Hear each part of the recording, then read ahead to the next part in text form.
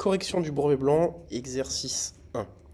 Donc ici c'est un QCM, on vous demande simplement de mettre la bonne réponse, il y en a une seule qui est correcte et on vous demande aucune justification. Bien sûr, la plupart du temps, il y a quand même des calculs à faire. On commence par la question 1.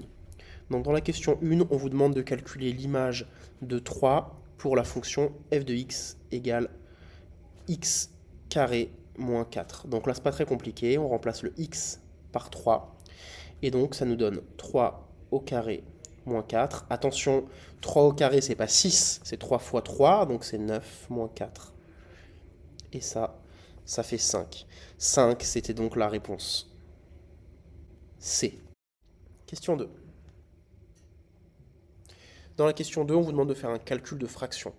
Donc ici, le calcul, c'est 5 sixièmes plus 6 fois 1 quart.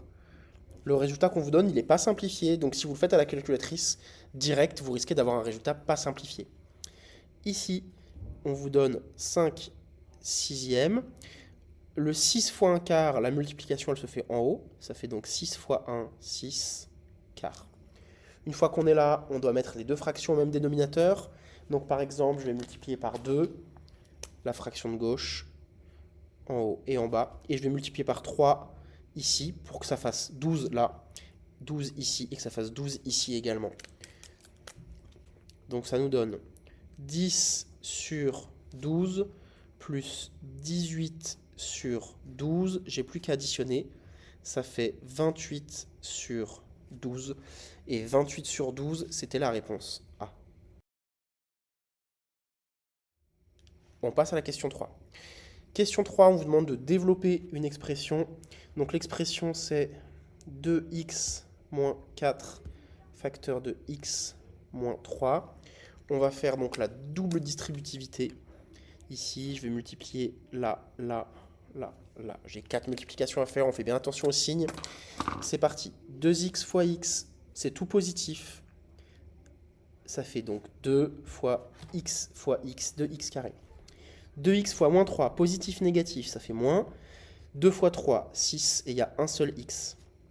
Moins 4 fois x, positif, négatif, positif. C'est pas pareil, donc ça fait moins. Les nombres 4 et x, il y en a un seul. Et enfin, moins 4 fois moins 3, moins et moins, c'est pareil, donc ça fait plus. Et 4 fois 3, attention, c'est 4 fois 3, et pas 4 plus 3. Ça fait 12. On n'a pas tout à fait fini, puisqu'on a ces deux x ici à réunir. Et donc, ça nous donne 2x carré moins 10x plus 12. Et ça, c'était la réponse C. Question 4. 3,2 heures, on vous demande à combien ça correspond. Donc 3,2 heures, ça fait, déjà ça fait 3 heures. La question c'est combien ça fait de minutes. Donc pour savoir combien ça fait de minutes, on prend le 0,2 qui reste, quand on a pris les 3 heures, il nous reste 0,2, et on fait 0,2 fois 60 pour le passer en minutes.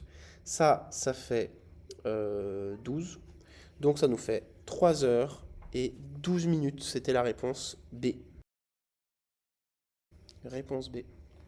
Enfin, question 5. Donc ici, on nous dit qu'on a un trajet qui dure 6 minutes à une vitesse de 4 km par heure et on vous demande quelle distance elle parcourt.